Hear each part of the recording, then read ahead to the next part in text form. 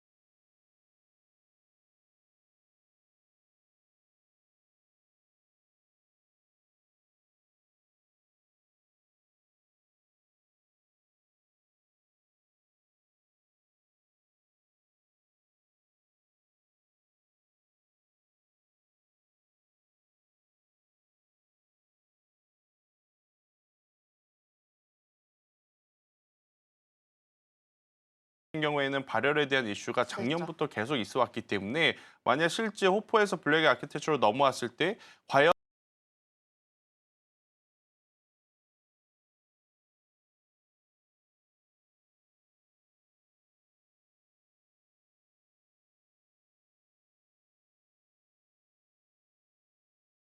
결국 이제 시선이 중국 시장 쪽으로 또 들어갈 수밖에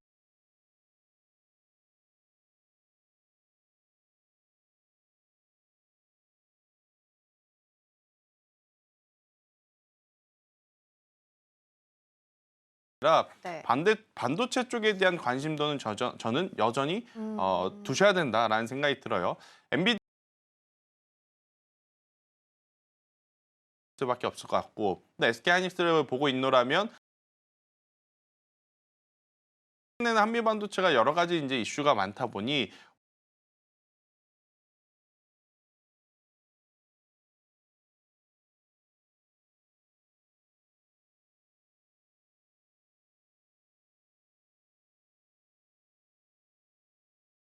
가지고 있다는 생각이 들어요. 대신에 오늘 여러분들이 라는 느낌이 들 거예요. 근데 네. 어제 우리나라 기업들이 필요한 구간이다라는 생각이 들고 있고, 저는 여러분들이 만약 새로운 섹터를 좀 보신다고 하면 액침 냉각 쪽을 보시는 게 좋을 것 같아요. 현재에서 심심치 않게 굉장히 기술과 관련된 그 지난주 주말에는 유리기판 상용화를 앞당기겠다라는 때 엔비디아도 SK하이닉스도 발열에 대한 볼 수 있는 부품이라고 알려져 있는 칠러를 생산하는 기업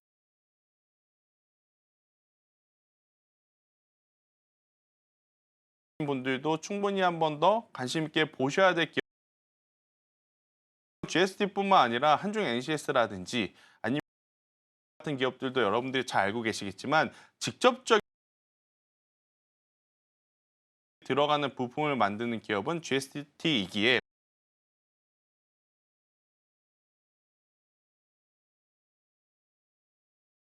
1분기 많이 들려왔던 이야기가 이거죠. 아웃풋이 아직 인풋도 과하지 않다라는 해석들이 많이 나오고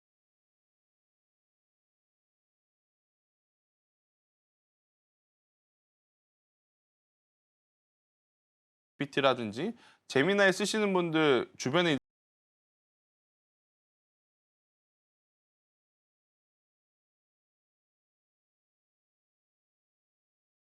라는 의견을 한번 드려보도록 하겠습니다. 네. 때문에 오히려 이 정도 실적이 나온 건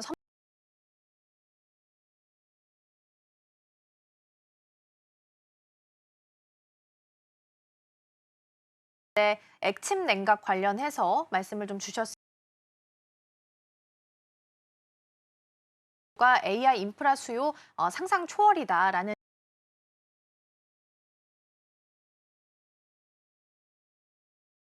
BM으로 좀 가야 되지 않을까 싶고요.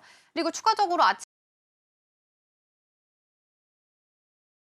있는 소프트웨어 제조사들에게 대중국 수출 금지 명령이 같이 내려졌습니다. 그러니까 하드웨어 H20 통제한 것처럼 이제는 설계하고 있는 소프트웨어까지도 같이 좀 통제를 시작하겠다라는 건데